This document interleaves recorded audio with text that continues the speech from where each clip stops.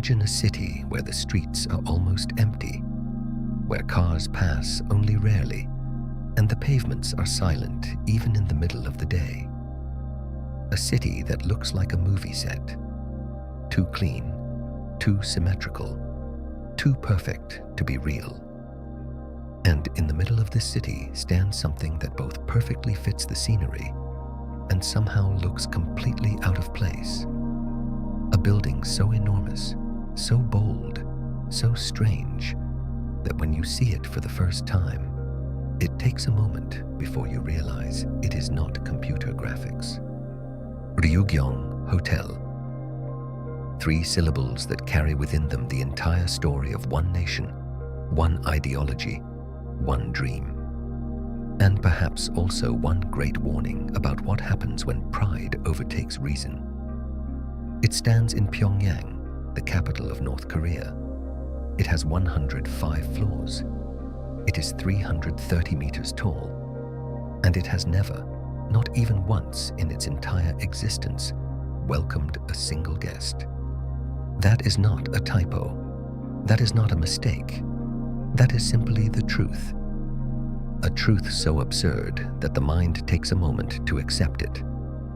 The largest hotel ever built in a country with closed borders has been standing empty for over 30 years. There is nothing inside. No rooms prepared for guests. No receptionist behind a desk.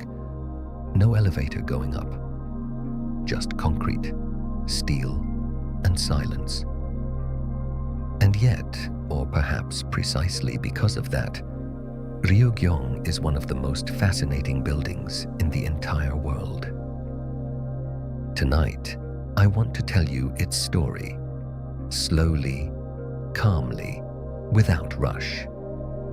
Because the story of this hotel is not just about architecture or politics. It is about people who believed in something so strongly that they began to build the sky, and then discovered that the sky cannot be built. It is about a country that closed itself off from the world, and yet wanted to show the world how great it was. And it is about a building that stands as a silent witness to all of it. Enormous, empty, and mysterious. So get comfortable. Let your thoughts slow down. And come with me to Pyongyang. To understand why Ryugyong was built at all, you first need to understand the place where it stands. Pyongyang is not a normal city. It never was, and it probably never will be. It is a city built as a symbol, as physical proof that North Korea exists, functions, and is powerful. After the Korean War, which ended with an armistice in 1953, the center of Pyongyang was literally leveled to the ground. The city had been bombed so thoroughly that almost nothing remained of the original buildings, and Kim Il-sung, the founder of the state and its eternal leader, decided that this was not a tragedy. It was an opportunity. Pyongyang would be rebuilt from the ground up. It would be perfect, clean, modern.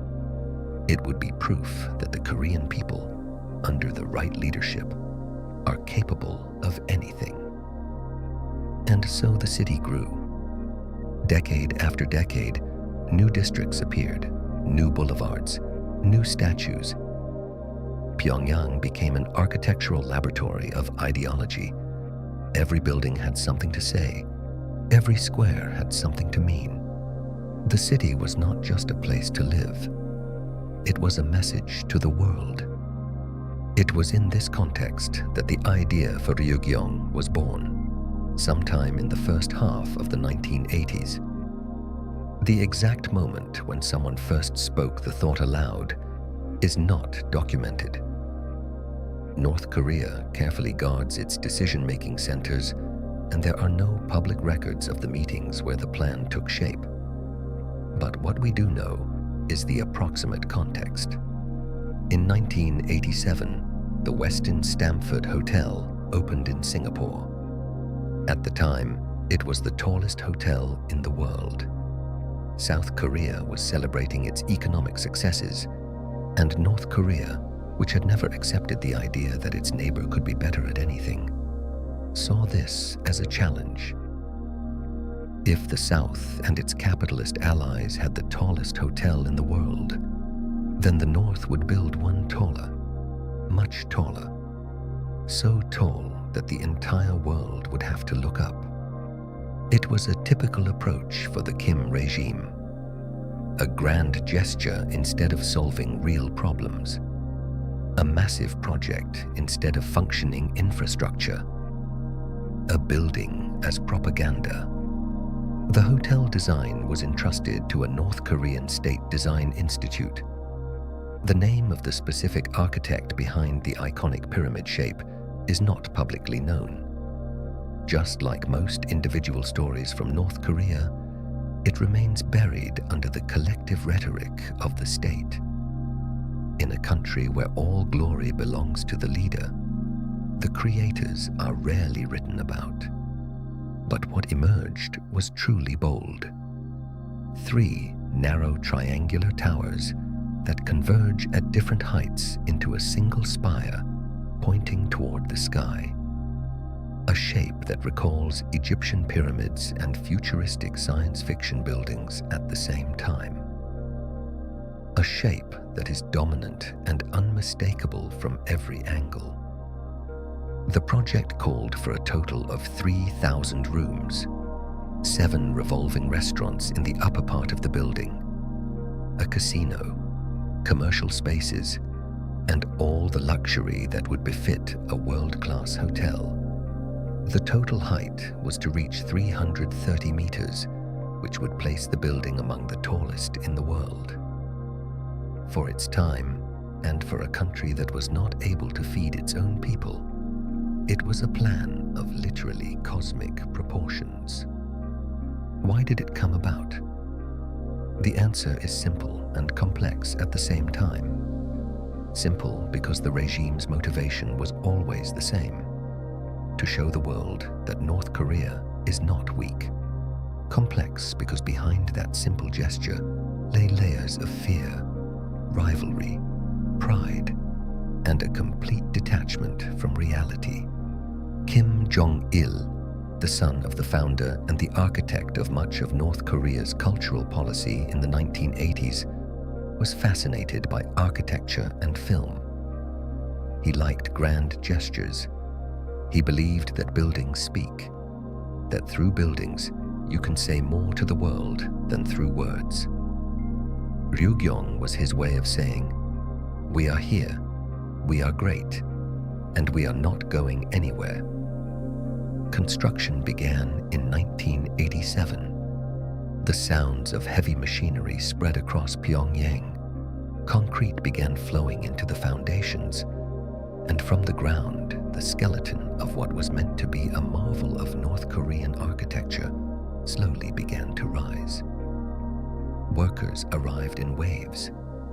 Thousands of people working in strictly regulated shifts, about which the world knew almost nothing. North Korea is a closed society, and construction processes are no exception.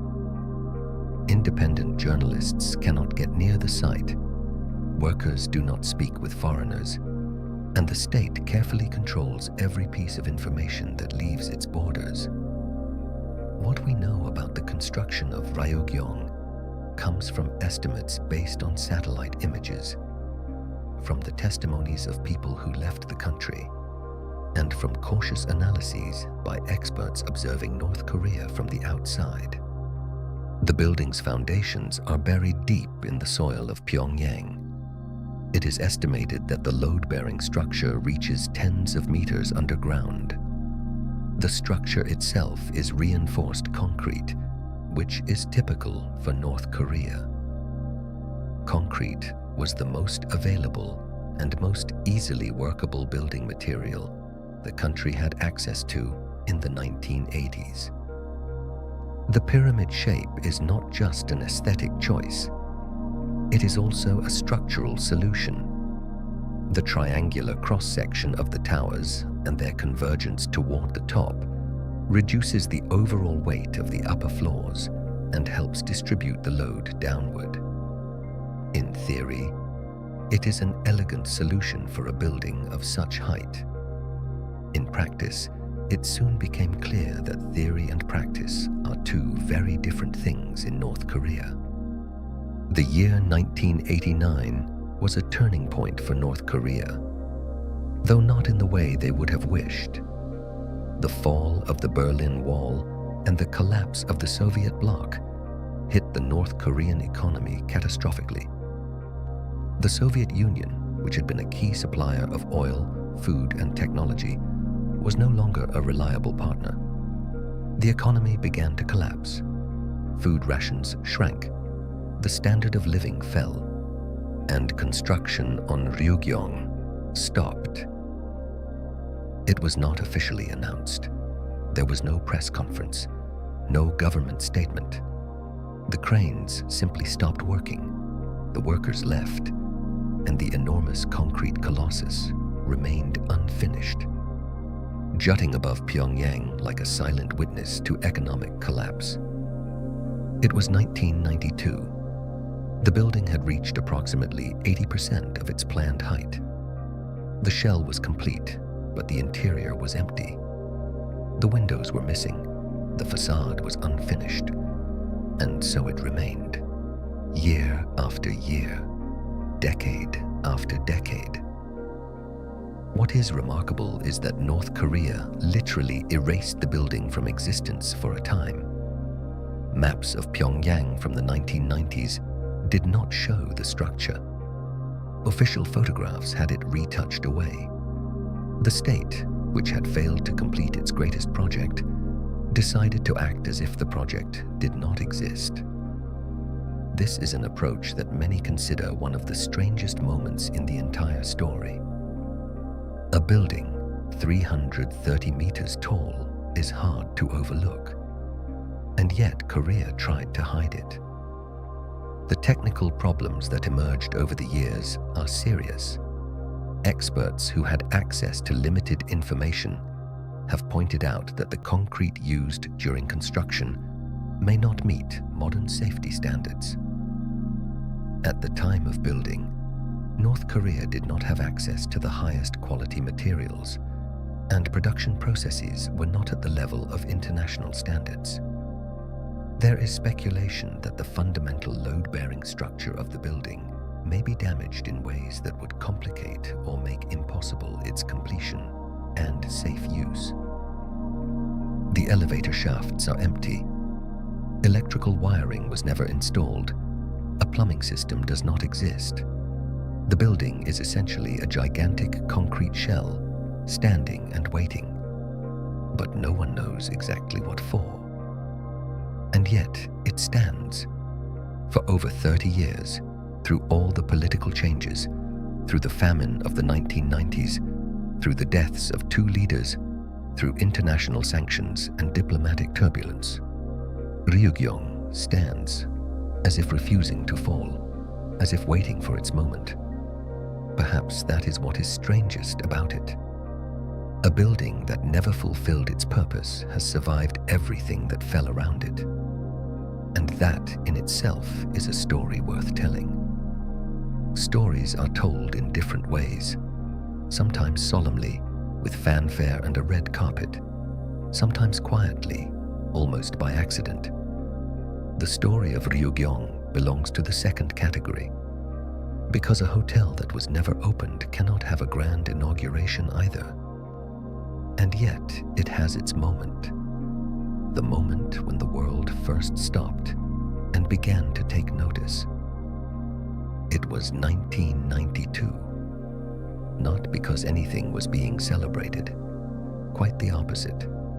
Construction had stopped, the cranes had gone silent, and the international community watching North Korea began to ask what was happening with that enormous concrete structure on the Pyongyang skyline. Satellite images were at that time one of the few ways to look at the closed country at all. And those images showed clearly. The building was standing, but nothing was happening on it. The reaction of the world was a mixture of amazement and mockery. Western media, which always wrote about North Korea with caution and distrust, had a story made to order. A totalitarian state had built an enormous hotel that never opened and was now hiding it. That was material for front pages, and it made it there. The British newspaper, The Guardian, American Time magazine, and dozens of other publications ran stories about the mysterious pyramid in Pyongyang. Some journalists nicknamed it the Hotel of Doom. Others called it the world's greatest white elephant. In the architectural world, the building was discussed with amused horror. How is it possible to build something so ambitious and then simply abandon it? Architects and urban planners pointed out that Ryugyong is essentially a perfect example of what happens when political will overtakes economic reality. The building was not constructed because anyone needed it.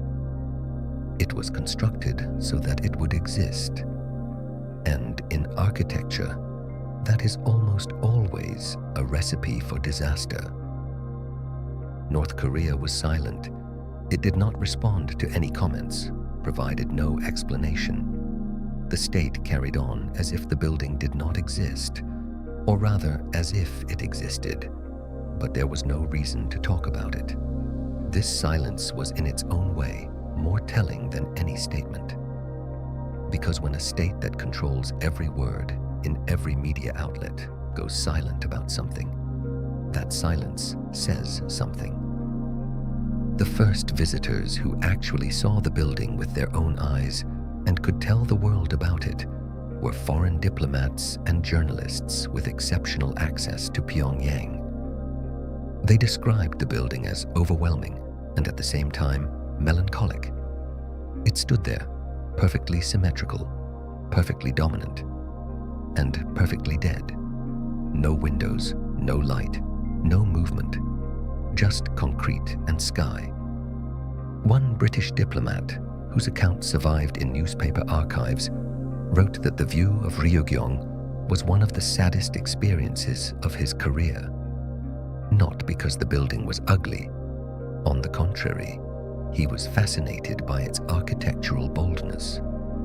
But the sadness came from the awareness that behind that bold facade, there was nothing. The emptiness inside the building seemed to reflect the emptiness of the system that created it. The criticism from architects was more specific.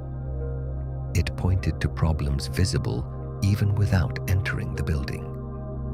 Deviations in the geometry of the facade, uneven concrete surfaces, signs that the construction had clearly not been completed according to the original plans.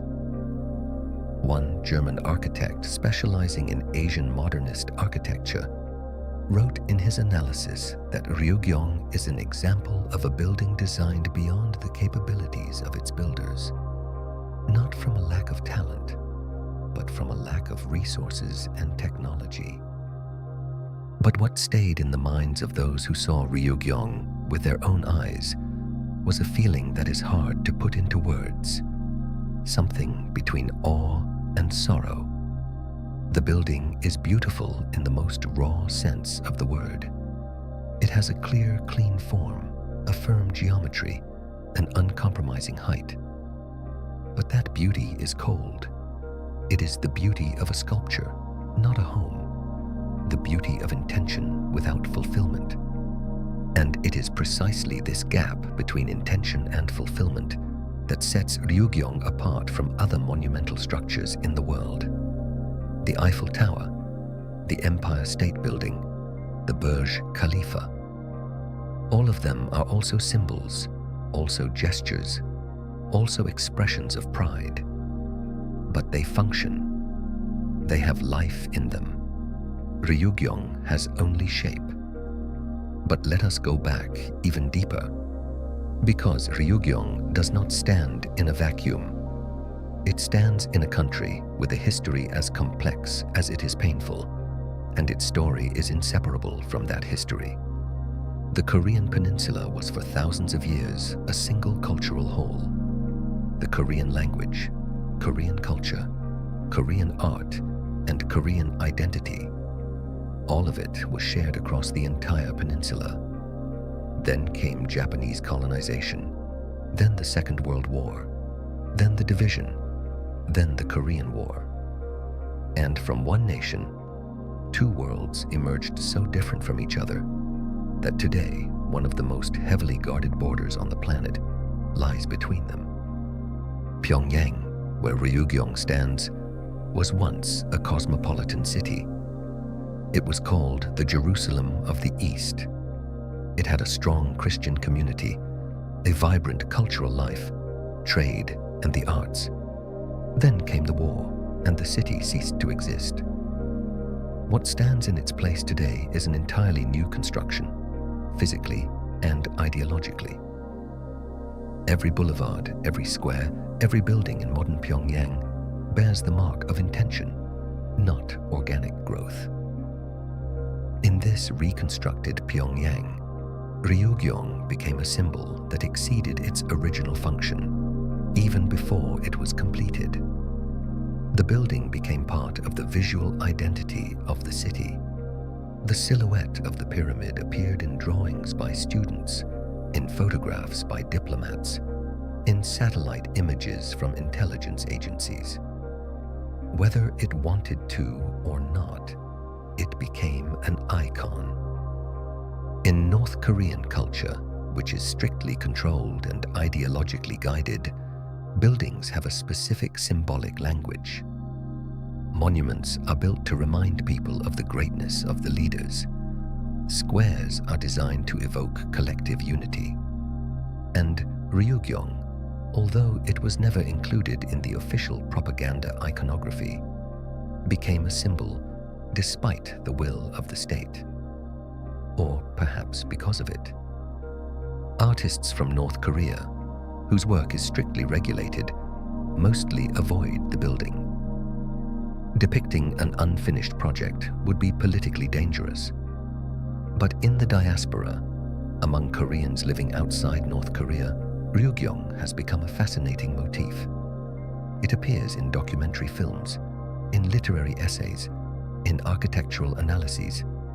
It is a symbol of things unfinished, dreams unrealized, systems failing. And it is a symbol of something deeper, of a desire for recognition that is so human, so universal, that it can be recognized even behind the concrete walls of the most isolated state in the world. In the world of film, Ryugyong enjoys a particular kind of popularity. Its silhouette has appeared in the background of several documentary films about North Korea, always as a silent witness, never as the main character. Directors love it precisely for this ambiguity. It is a building that says more about a country through its existence than anything a speech could say. One of the best-known documentaries about North Korea, made by a British filmmaker in 2004, contains a shot of Ryugyong at sunset. The camera slowly approaches the top of the building, while the commentary speaks about the isolation of the North Korean people. It is one of those cinematic moments that needs no words. The image itself says everything. A pyramid against an orange sky, empty and silent, while below it lives a city that knows almost nothing about the world beyond its borders. The symbolism of the building is layered and contradictory. For the North Korean regime, it was meant to be a symbol of ambition and power. For critics of the regime, it is a symbol of failure and deception. For architects, it is a fascinating case study in the limits of what people dare to design. For ordinary people around the world, it is a mystery that attracts attention precisely because of its incompleteness. Unfinished things have a strange power. They compel us to imagine what could have been and to wonder why it ended this way. The important historical moments in the life of the building are paradoxically moments of inaction. The year 1992, when construction stopped. The year 2008, when the project was revived after a 16-year pause. The year 2011, when Kim Jong-il died and power passed to his son, Kim Jong-un. Each of these moments left its mark on the building, not physically, but symbolically. Ryugyong is a living chronicle of North Korean history, written in concrete and silence. A chronicle without words, but all the more readable for it. And then came 2008. After 16 years of stagnation, the cranes returned. The sounds of construction spread across Pyongyang again, and the world, which had almost grown used to the motionless Ryugyong over those years, had to remind itself that the story was not over. What changed? Partly the economy. North Korea had concluded a series of agreements with foreign partners around that time and temporarily had more resources available. Partly politics. Kim Jong-il, who was still in power at the time, may have wanted to see the project at least partially completed before his death, and partly, perhaps, simply time. After 16 years, enough shame had accumulated over the unfinished building that it was politically more advantageous to continue construction than to keep ignoring it. The resumption of construction brought visible changes. The most striking was the glazing of the facade. The original raw concrete began to receive a glass cladding. Bluish-green glass panels were installed on the exterior surface of the building. From a distance, it looked like a transformation. The building suddenly looked less like an unfinished colossus and more like a real modern structure. Pyongyang took pride in the fact that its most mysterious building was getting a new face. But the glazing of the facade is only the surface. Literally. Nothing changed inside the building. No rooms, no elevators, no wiring. The glass panels covered the concrete skeleton, but solved none of the fundamental problems that had caused the construction to stop. It was an aesthetic intervention on a building that needed a structural one, like painting a dilapidated house with fresh paint. From the outside, it looks better, but the walls keep crumbling. The renovation continued at a slow pace through 2010, 2011, and 2012. Each year, a little more was added. The facade was gradually covered with glass. The top of the building received new cladding, and lighting began to be installed on the exterior. Ryugyong, which for years had been dark and invisible at night, began to light up after dark. At first modestly, then more and more prominently. LED panels began projecting light patterns onto the facade, which transformed into a kind of giant display, visible from across the entire city. Lighting is an important detail in the North Korean context. Pyongyang is a city that glows at night. Neon lights, illuminated monuments, lit public buildings. All of this is part of the image the state presents to the world and to its own citizens. A dark building in the middle of a lit scenery would be too telling. So Ryugyong got its lights, and with them, at least optically, a little more life. From the darkness emerged a pyramid of light. And even though there was still nothing inside, from the outside, it looked like a promise. The transformation of the area around the building is another chapter. Over the years, while Ryugyong stood unfinished, Pyongyang changed around it. New residential districts, new sports halls, new museums, new shopping streets full of shops aimed primarily at the new layer of North Korean society, the privileged urban elite known as the Donju, whose influence grew in parallel with market reforms. The city grew and modernized, at least in its representative parts. Kim Jong-un, who took power after his father's death in 2011, launched an ambitious program of modernization for Pyongyang. New tower blocks, new shopping districts, new parks and promenades along the Taedong River. The city transformed faster than ever before. Photographs of Pyongyang from 2020 differ so dramatically from photographs from 2000 that one might have the impression of looking at two completely different cities. And Ryugyong was always present in this context, as a reminder of the past in the middle of a proclaimed future. New tower blocks grew up around it, but did not surpass it. It remained the tallest building in the entire country, even unfinished. It remained the dominant feature of the skyline, even empty. And it remained a question that no one wants to answer out loud. What did not change over the years is the interior. Despite all the external modifications, Ryugyong remains inside what it always was, an empty concrete shell. No guest has ever slept in the building.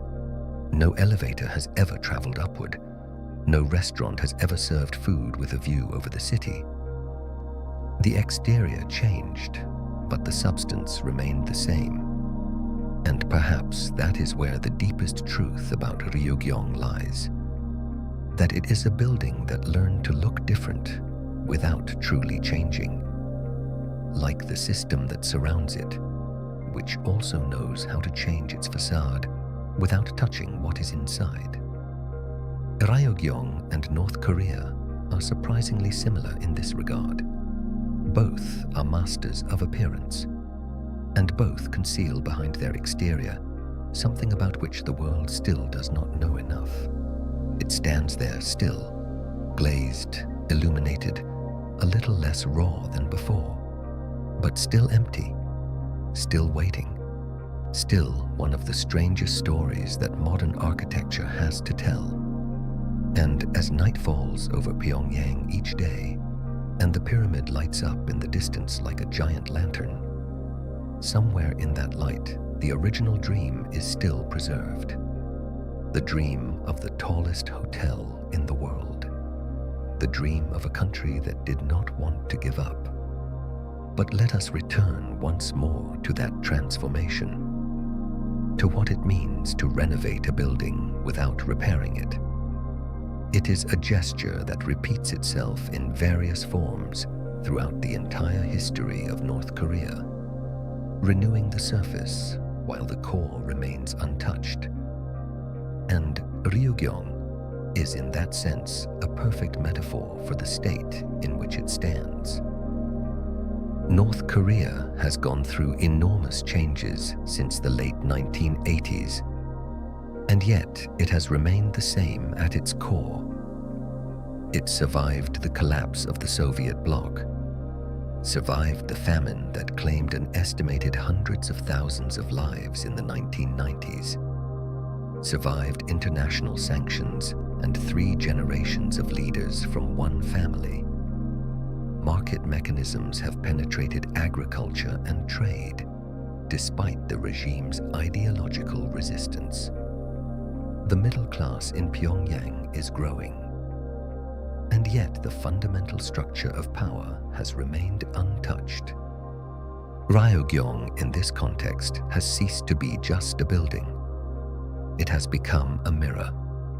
Every new glass panel is a new coat of paint on old walls. Every light that illuminates its facade at night is another flash of a promise yet to be fulfilled. And every year that passes without change inside is further proof that facade and reality are 2 very different things. And yet it cannot be said that the entire project was simply a mistake. It was a mistake in the economic and logistical sense, but as an architectural achievement, as an expression of will, as a gesture, that is a more complex question, because that building stands there, and even empty, even unfinished, it is capable of taking your breath away. It is capable of making a person stop in the middle of a busy day and lift their eyes to the sky. And that is an ability that belongs only to the most daring buildings in the world. The evolution of Ryugyong over time is a story of paradoxes. A building that grew, then stopped. That was forgotten, then remembered again. That was hidden, then became an icon. That received a new face, but not a new heart. Each phase of its life brought a new layer of story, a new layer of questions. And those questions remain open, just like the building itself, which is still waiting for its conclusion. And perhaps that is as it should be. Perhaps a building that was never completed has a different kind of perfection. The perfection of a question without an answer, a story without an end, a dream that refuses to give up even after 30 years of silence. Pyongyang changes, the world changes, but Ryugyong remains, as if certain of one thing that we are not certain of, that its time has not yet come, that the greatest chapter is still ahead, and until it comes, it will stand there, a pyramid on the horizon, empty, glazed, illuminated, and still alive in its mystery. And that is more than most completed buildings in the world can say. Most structures that were finished, ceremonially opened, and fully used do not leave behind such questions. They sink into the everyday, become background, cease to be seen. Ryugyong never became background. Ryugyong remains foreground, remains a question waiting for an answer, remains a promise that has not been fulfilled.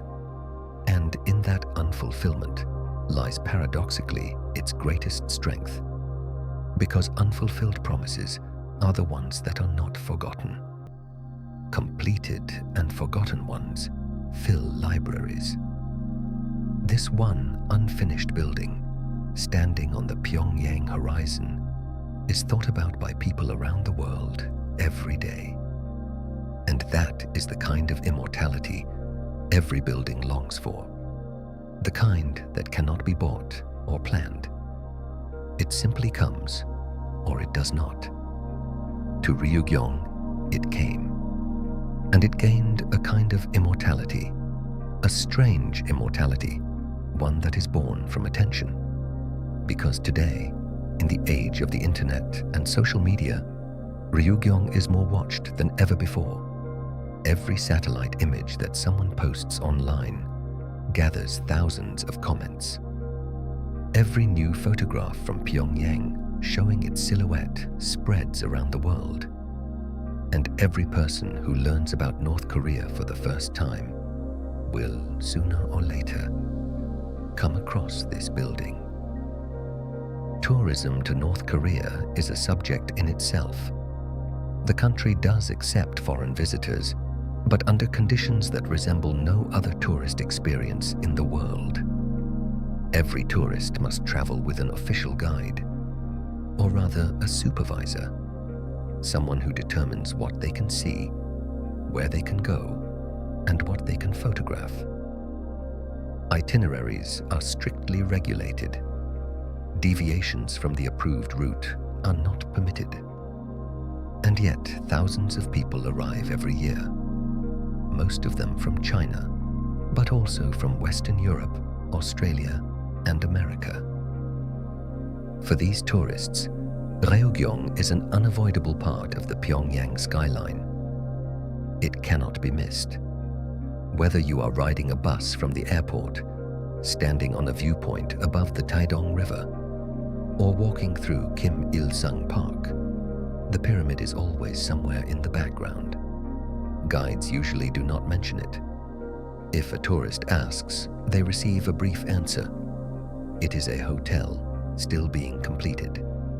And then the subject quickly changes. Photographing Ryugyong is formally permitted, but in practice it depends on the mood of the guide and how close the tourist gets. Some tourists describe how their guide told them to lower the camera when they pointed the lens directly at the building. Others say they could photograph without any problem. This uncertainty is part of the broader feeling that tourists bring back from North Korea. The feeling that rules exist, but are fluid, and you never know exactly where the boundaries are. Interestingly, interest in Ryugyong in recent years has grown significantly, even among people who have never been to North Korea and have no plans to go.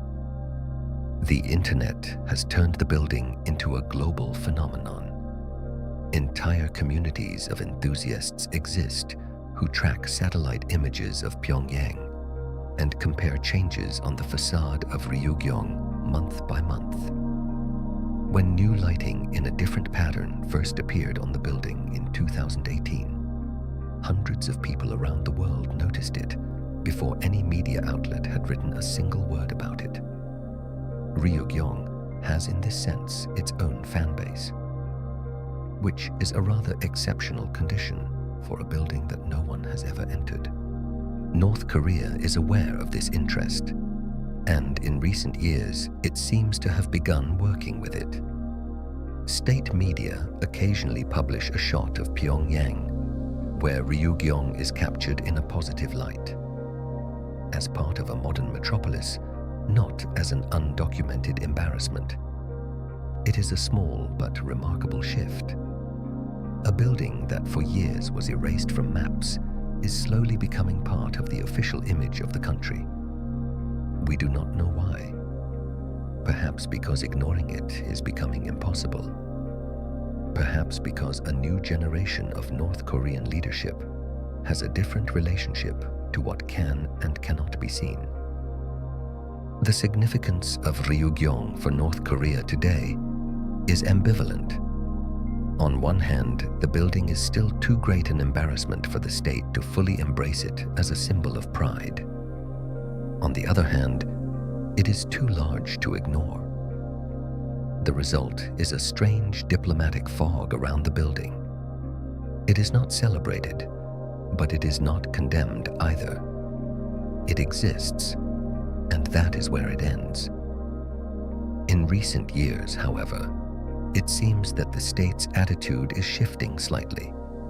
Ryugyong has begun appearing in official photographs of Pyongyang that North Korean state agencies distribute to the world, not as the main subject, but as part of the panorama. As if the state is slowly coming to terms with the fact that the building is simply part of the identity of the city, whether it wants it to be or not. The current role of Ryugyong in North Korean society is unclear. Ordinary residents of Pyongyang see the building every day. It is part of their visual world as naturally as the river or the mountains on the horizon. According to the accounts of people who fled North Korea, the building is not much talked about. It is not a topic discussed in families or at workplaces. It exists as a silent fact, as part of the landscape that requires no comment, perhaps precisely because everyone knows, and yet no one says out loud, that it is empty. But there is one more dimension to Ryugyong's current role that is rarely discussed. The building today serves as a measuring stick. Architects, urban planners, and analysts focused on North Korea use it as a reference point.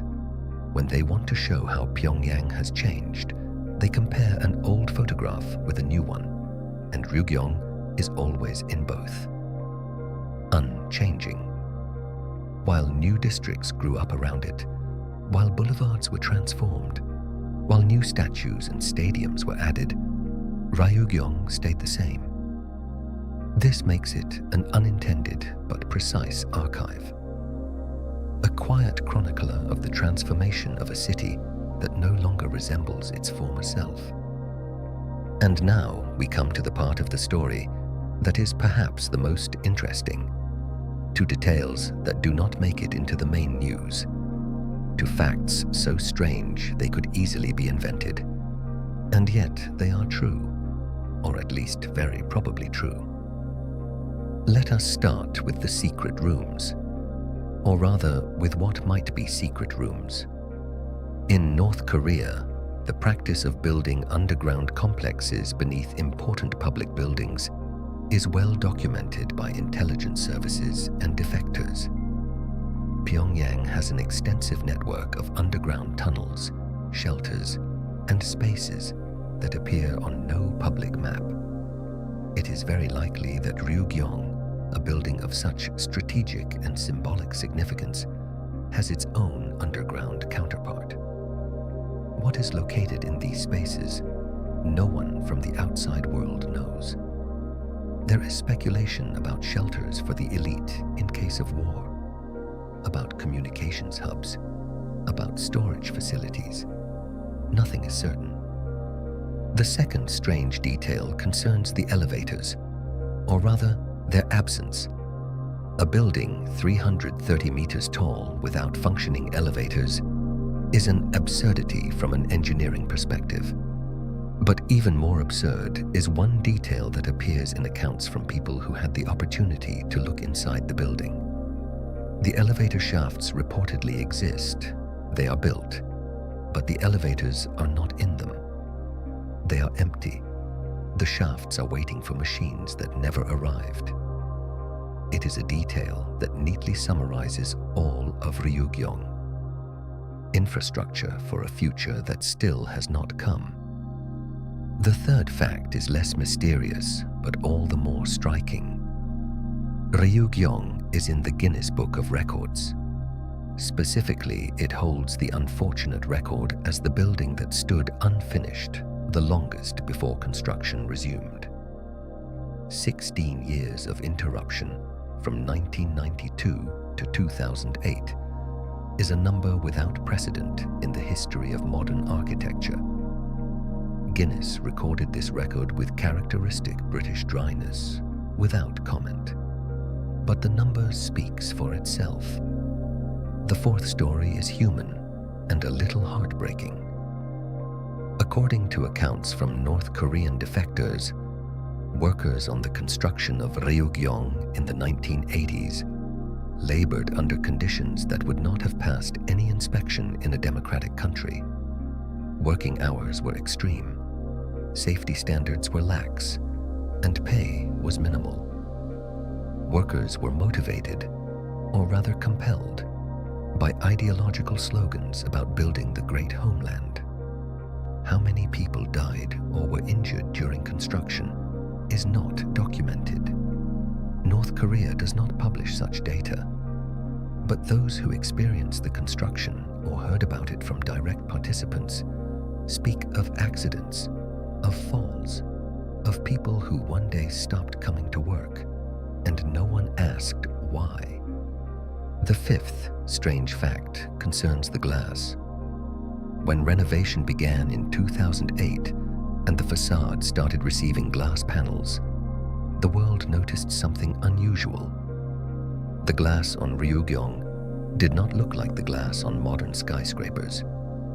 It was different, less reflective, less transparent, lower quality. Experts analyzing satellite images and photographs speculated that the panels might not be standard architectural glass, but rather a cheaper alternative serving primarily an aesthetic purpose. In other words, glass that looks like glass, but is not the glass that would meet the standards of a safe commercial building. Again, facade instead of substance. The sixth story is perhaps the strangest of all. In 2012, LED panels lit up on the facade of Ryugyong for the first time, and the building began projecting light patterns at night. Among these patterns, an advertisement appeared, specifically the logo of the Egyptian telecommunications company Orascom, which at the time was investing in North Korea and building the country's mobile network. Ryugyong, which had never been opened as a hotel, became an advertising surface. On a building whose existence had been denied for years, the logo of a foreign company lit up. It is hard to imagine a more absurd scene. And yet, it actually happened. The seventh detail is architectural and concerns the top of the building. The pyramidal tip of Ryugyong is not a standard architectural spire. According to available analyses, it is hollow and constructed so that the revolving restaurants mentioned in the original project could function inside it. 7 revolving restaurants in the upper floors were part of the original design, and the shafts for their rotation mechanisms are reportedly still present in the shell of the building. Restaurants that never opened, with a view that no one will ever see. The 8th fact is statistical and concerns numbers that few people think about. Ryugyong has 105 floors and 3,000 planned rooms. If we filled those rooms with the average occupancy of a standard international hotel, we are talking about roughly 2,000 guests every night. Over 30 years of emptiness, that represents over 20 million guest nights that never happened. 20 million nights that someone may have planned to spend in the tallest hotel in the world. Those numbers are nothing more than an abstraction, but they give the emptiness of the building a concrete dimension. The 9th and final unusual story took place in 2013, when the North Korean government for the first time publicly acknowledged that Ryugyong exists and that its completion is planned. It was in the state media, briefly and without details, but it was there. After decades of silence, after years of being erased from maps, after an era of pretending the building did not exist, the state suddenly said, yes, it is there, and one day it will be finished. No deadline, no details, just this quiet admission. For anyone who follows North Korea, it was a moment like a geological shift, almost invisible, but profound. And so we slowly arrive at the end of a story that has no real ending, because Ryugyong still stands and its conclusion has not yet been written. But every good story needs a moment when the breath slows, when the accumulation of facts and details stops and space opens for something else, for silence. Ryugyong Hotel. 330 meters of concrete, glass, and questions. A building that began as a dream and got stuck somewhere halfway between dream and reality. A building that never welcomed a guest, never served a meal, never turned off the lights in its hotel rooms because there were no lights to turn off. And yet, it is here. It is seen by everyone who comes to Pyongyang. Architects talk about it. Journalists talk about it. Documentary filmmakers talk about it. People on the internet talk about it. People in cafes talk about it. What fascinates us about it so much? I think it is precisely that gap, that chasm between what was meant to be and what is. People are drawn to unfinished things, unfinished sentences, unfinished stories, unfinished buildings. Because in that incompleteness, possibility is still present. A question still lives there, and questions are living things. Perhaps one day Ryugyong will open. Perhaps the elevators will start moving. The rooms will fill with guests. The revolving restaurants will begin turning above the rooftops of Pyongyang, and someone will order a coffee with a view of the city that will look from below like a model, like a toy, like a dream. Perhaps that will happen. Perhaps not. North Korea is a country where making predictions is a dangerous discipline. But even if it never happened, even if Ryugyong stood empty for another 30, 50, 100 years, that would not mean its story had failed. Stories do not fail by not having a happy ending. They fail by not being told. And this story has been told, here, tonight, for you. Thank you for being here. Thank you for your attention, for your time, for coming with me on this journey to a city that most of us will never physically enter. I hope you are taking away something more than just facts about a building. I hope you are taking away that feeling, that quiet, slightly melancholic feeling that Ryugyong brings to everyone who encounters it. The pyramid in Pyongyang is standing tonight, where it has always stood. The lights on its facade are perhaps at this very moment switching on, or switching off, or projecting patterns into the warm Korean sky.